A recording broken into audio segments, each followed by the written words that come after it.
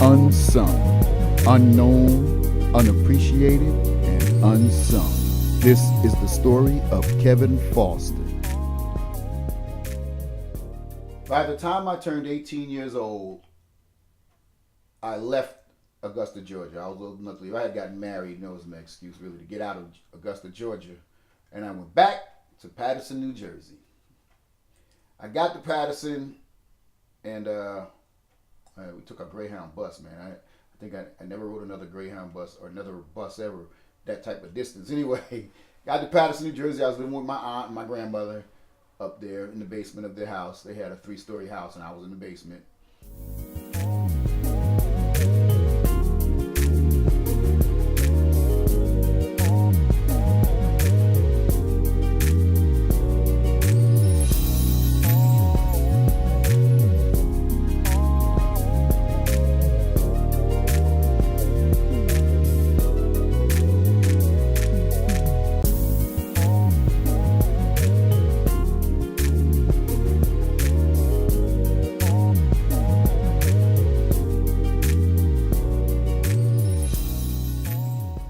Anyway, the music side of things, I got involved with the Bradshaws. Mr. Frank Bradshaw, Willie Bradshaw in Paterson. He had daughters of Arlisa, Ellen and Helen. I played behind Ellen a lot, accompaniment-wise, because she was the one that was solo singing. But as far as the group was concerned, I had went with them to a school in Newark, New Jersey. It was a performing arts school.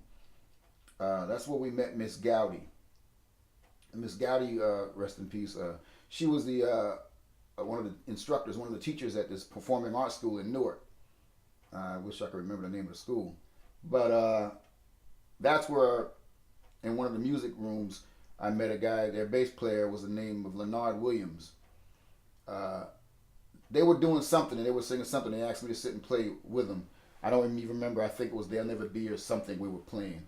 And we decided at that point that I was going to be in their band, and we were going to put a little band together. That time it was called LK7, Leonard Kevin 7, or LK7 in the Pyramids or something like that. But we ended up taking that group back to Paterson and working on some things and doing a few little shows there. It didn't last very long, but we tried to make some things happen there. Mr. Willie Bradshaw, Frank Bradshaw, was one of the major influences in what I had going on, because he took me around to a bunch of different places, got me involved in the pageants that they were having there. That's where I got to meet people like Regina Bell, and I ended up working with Hal Jackson's talented teams. I did a lot of work behind a few of the girls there, playing behind them. One of those girls was Angela Pollock. Another young lady that was with a talented teen had got there earlier than Angela was Regina Williams. Regina Williams was a talented dancer. Regina Williams was a good friend of mine. Her mother, Dot, and her brother, all of those, Tony, they were all cool people. But Regina was talented in an aspect that I just never. She was the one who taught me how to do the moonwalk and some of those other things. So she got involved in a lot of projects. She moved out there to California and was doing a lot of big things. I guess the maid didn't show up this week, huh? And if she did, she must have quit the same day. You know we're with the FBI, right? FBI? What you do? Look at that ass. Hey, whatever happened to your other corny friend?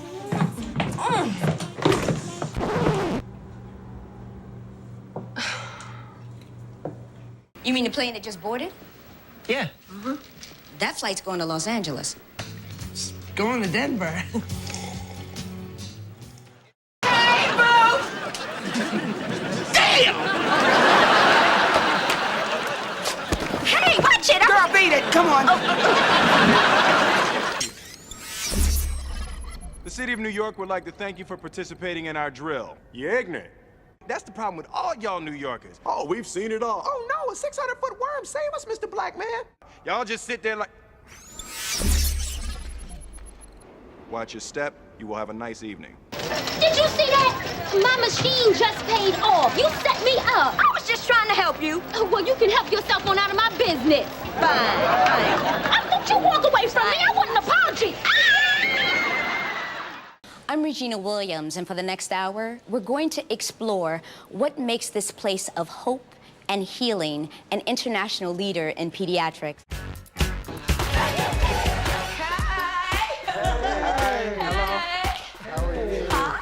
You were doing some great moves over there. We were checking you out.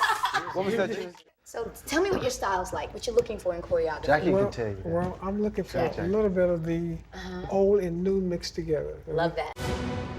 I am looking forward to doing these exercises with these kids because that's where the talent shows up. You have an opportunity to discover, wow, who has the personality, who really shines, who's gonna step above the point and just push it forward and give the best performance. And if they're telling you what to do vocally, you do exactly what they tell you to do.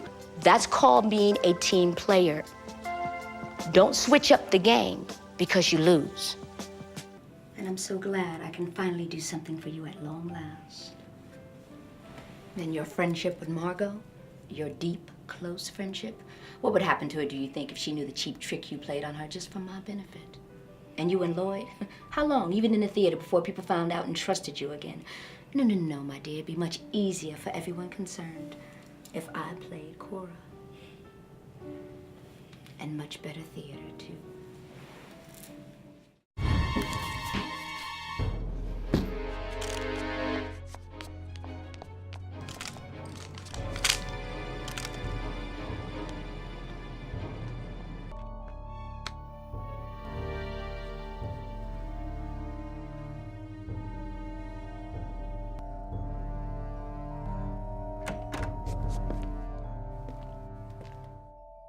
All of this to keep a secret?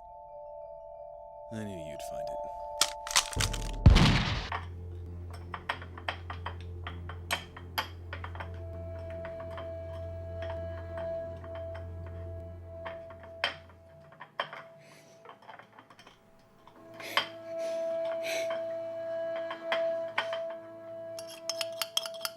They specialize in children with special needs.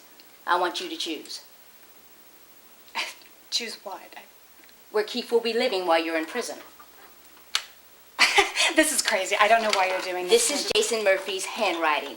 I asked him who paid him to kill your husband. He wrote down your name. Now you can either get an attorney and I'll go straight to Children's Services, or we can keep talking and you can tell me the truth. Lie to me one more time and you can kiss the Sloan house goodbye. I was involved in the pageants to the point where I ended up going to the Waldorf Astoria, checking out some of the things they were doing there. Met Phyllis Hyman, met Howard Hewitt, met a few people there. As a matter of fact, there I got to see a lot more about the pageant side of the business, understanding that side.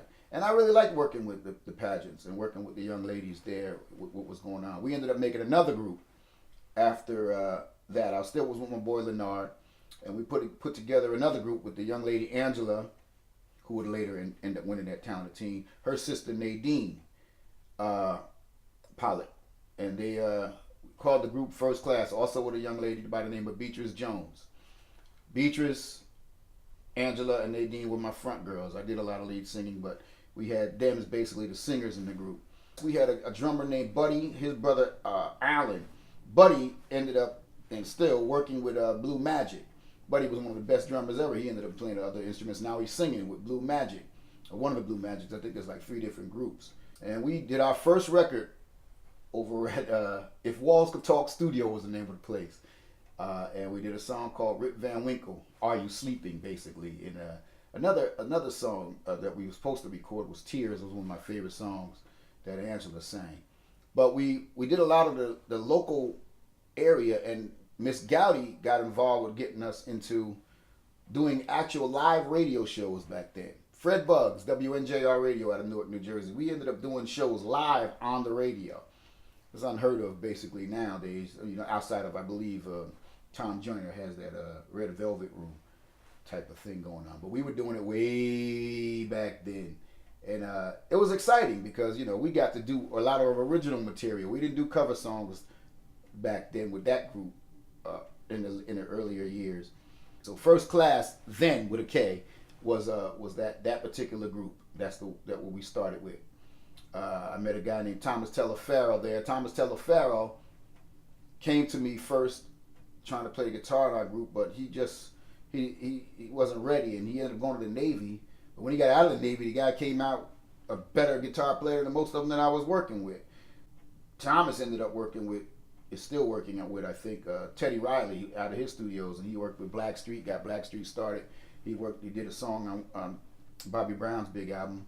I don't remember the actual name of the song, but he did a lot of work there. My point being that I've met a lot of people that got involved with a lot of other things in the business, and they were really pretty good at what they were doing. I never wanted to be a star. I never wanted to be that far into the business. I like the recording side. I like the writing side of things. I didn't need to be seen. You know, it didn't make no difference to me. I figured I had to be in order to get my name out there, but it wasn't about that for me. I just never was crazy about the superstardom type of stuff. Too much involved. I don't like the drugs. I don't do the drinking. I don't smoke. I don't like any of the things outside of the women. I like that side of it, but that could have been probably a downfall had I got too big anyway. But it was about making a living doing this thing called music, and it pretty much was happening for me back then because I did a lot of things. I used to hang around Montclair State College a lot right before I left New Jersey. At Montclair State College, I was hanging around in their music rooms. I met a young lady. Well, I was introduced to a young lady by Arlisa Bradshaw. This young lady happened to be Arlisa's best friend. The young lady's name was Terry Jones. Terry Jones is the daughter of famed Linda Jones from Hypnotize fame. And I did a lot of stuff behind Terry Jones. She was the one that was singing a lot of the Phyllis Hyman stuff at the time. But I had more fun hanging out with Terry Jones and doing all of the stuff behind Terry Jones right before I got out of New Jersey. Thanks for hanging out with me, Terry.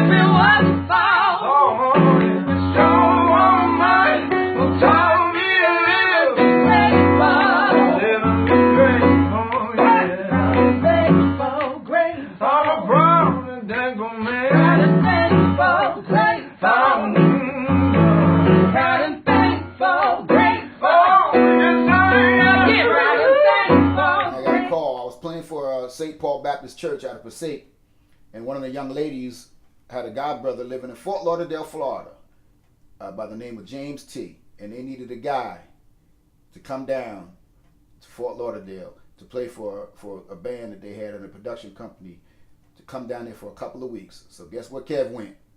To Fort Lauderdale, Florida.